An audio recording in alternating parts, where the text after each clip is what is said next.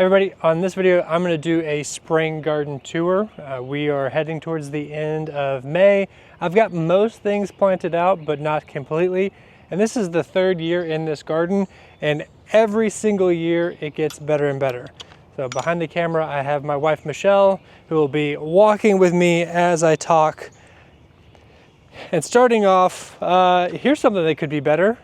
This bed right here. So I have carrots that I just recently sown. They're just starting to pop up right here. I had cardboard down on them for a week. This is kale that I'm going to seed. So this isn't the most attractive display, but this bed right over here is one that I really like. I filled it with just all sorts of different colors, different heights. My idea was to just make something that was like visually appealing, and I feel like this just looks like garden. Like this is just a good classic looking garden bed with the different lettuces. I've got kohlrabi, kale, Swiss chard, even tossed a pepper in there recently, leeks, got peas in the background.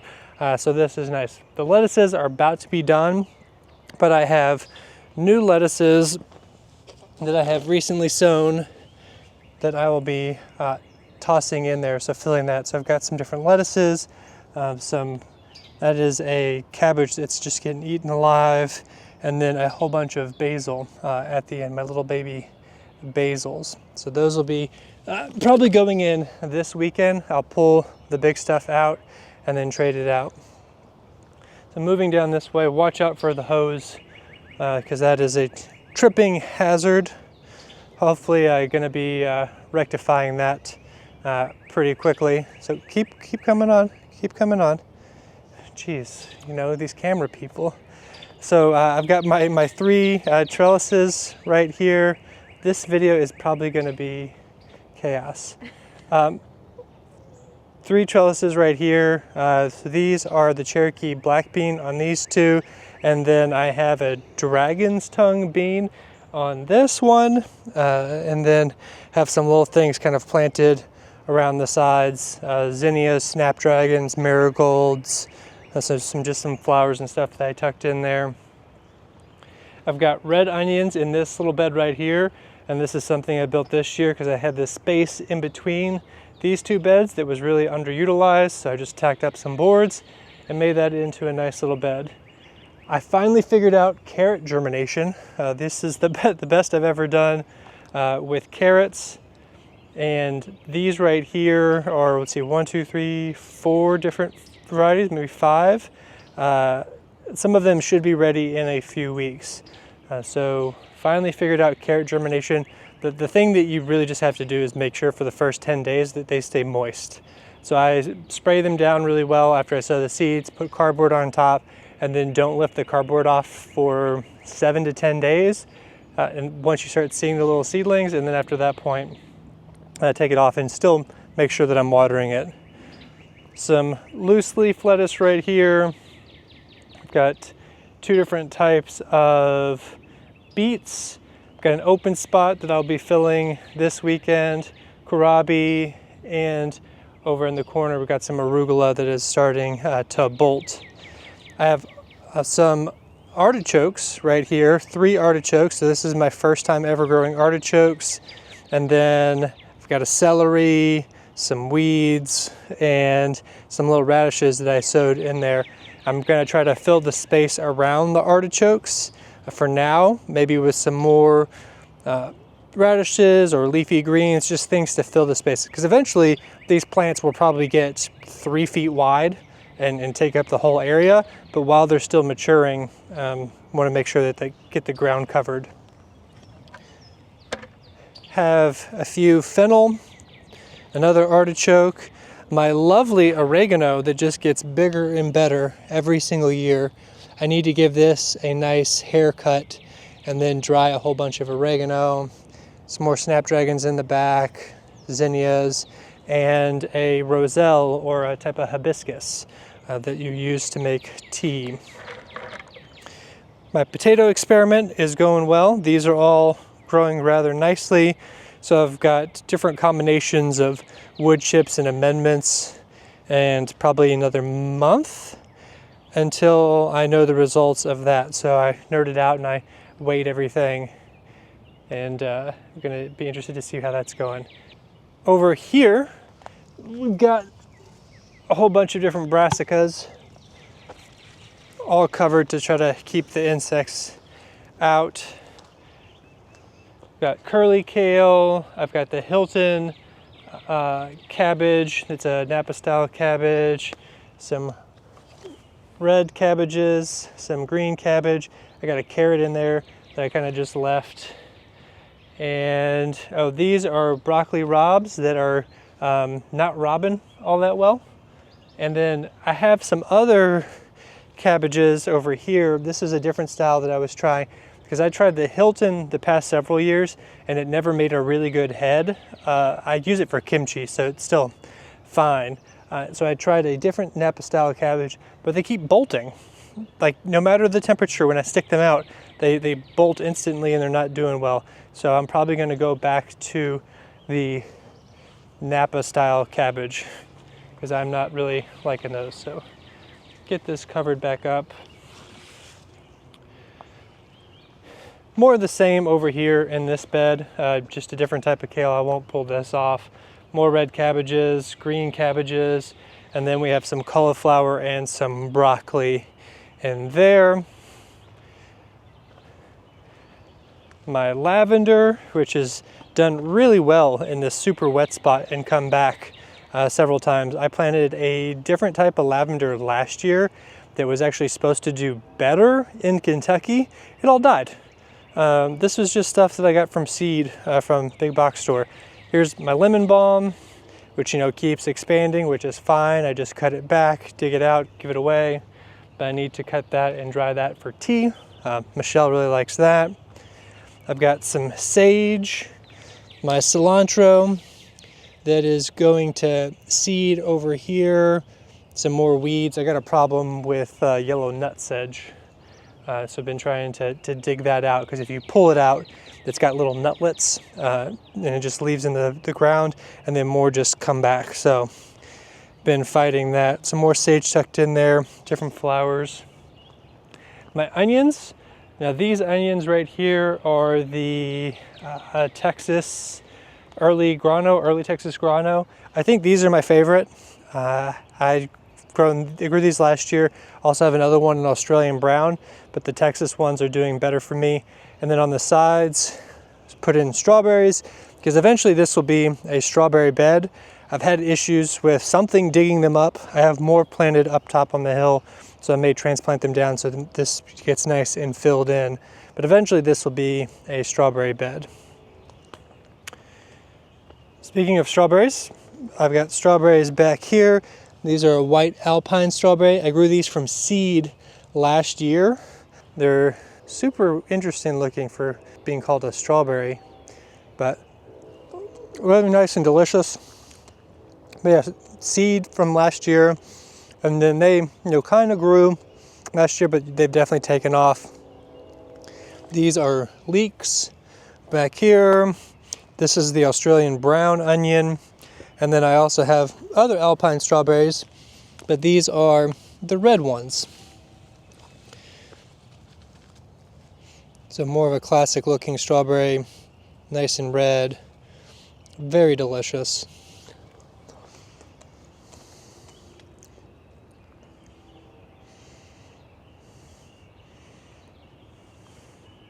How was that strawberry? Good. Made in fruit. Yeah, my wife, who doesn't eat fruit, starting to eat fruit.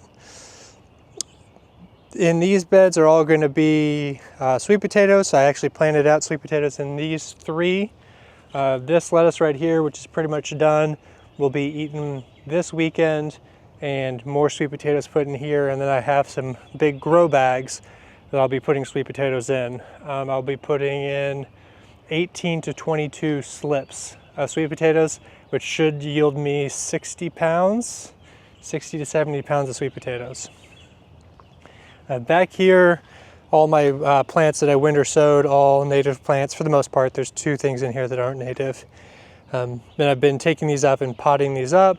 There was a bunch of them potted up in the front, and then I need to plant out a few of these as well. And then I've been going to, I hosted one 2 weeks ago, a native plant swap, and then going to be going to a few more in a few weeks. So giving away a lot of these or trading them with fellow native plant nerds. Some curly kale that's going to seed. I'll probably finish this off this weekend and get planted out with new stuff. Got some cicadas. You want to see a cicada? So I don't know if my international viewers, I don't know if cicadas are kind of everywhere. This right here is supposed to be a purple broccoli rabe. It's supposed to overwinter before it heads. It's looking great. No signs of actually putting on any broccoli rabe, but it does look like it's doing pretty good. And then I have turnips back here. So these are my turnips. They're doing well. Those will probably be ready in a few weeks. This bed, sorrel, blank spot, more natives, and radishes. Yep, radishes that are ready.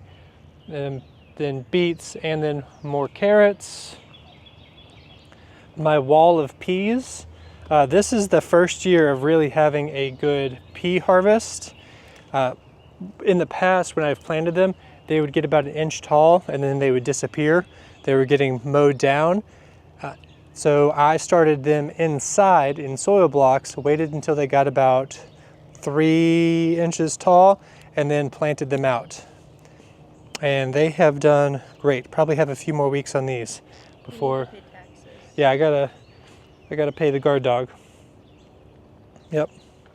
Oh, and tomato plant that I tossed in on the edge of being too early. And we already have some tomatoes that are set. Those won't be ready until June, but those will probably be my first tomatoes. And then I've got little planters planted throughout with various flowers, marigolds, a pepper. But let's go.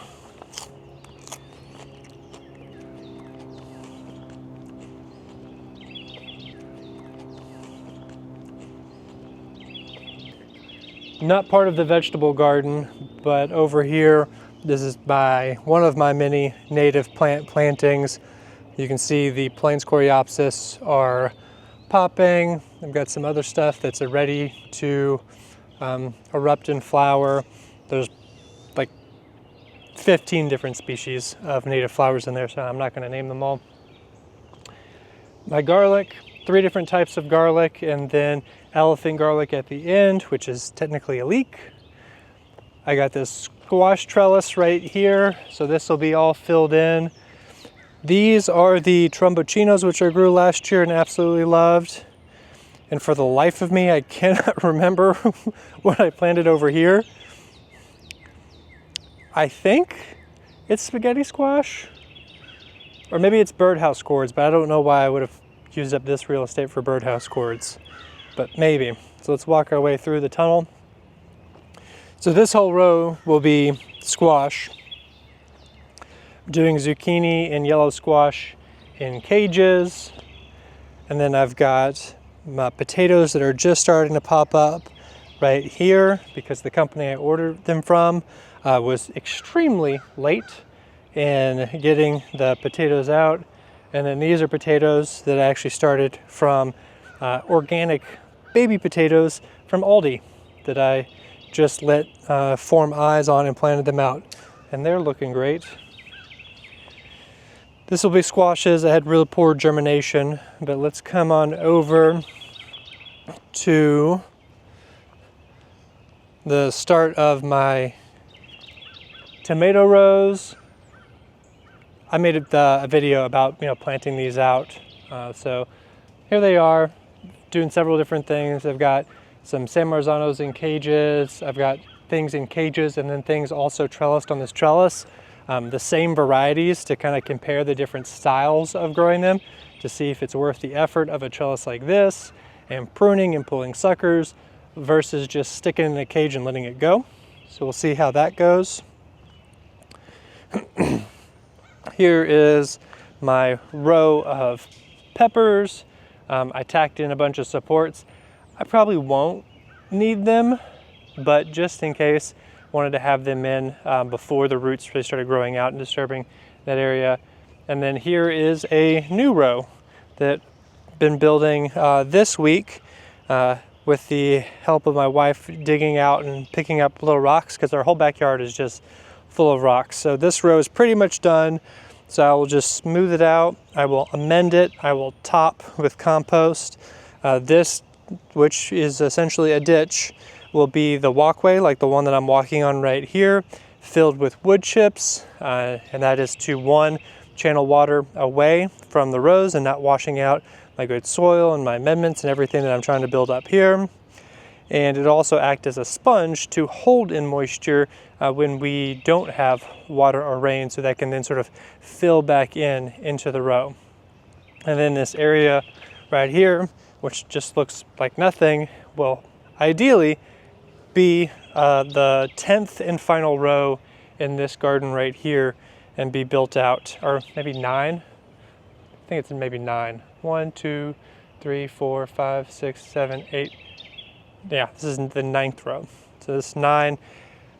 I could do a 10th row, but I'm thinking about doing a big giant ditch to channel water down through here.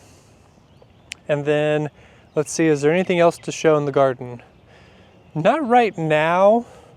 This is a flower patch that is a bit of a mess. I'm going to be tossing in a whole bunch of sunflowers in here. I'll be planting this out with something, maybe some squashes, possibly doing a few tomato trials. I've got this back area that's under a tarp. I don't know if you can easily see that on camera. That'll be planted out.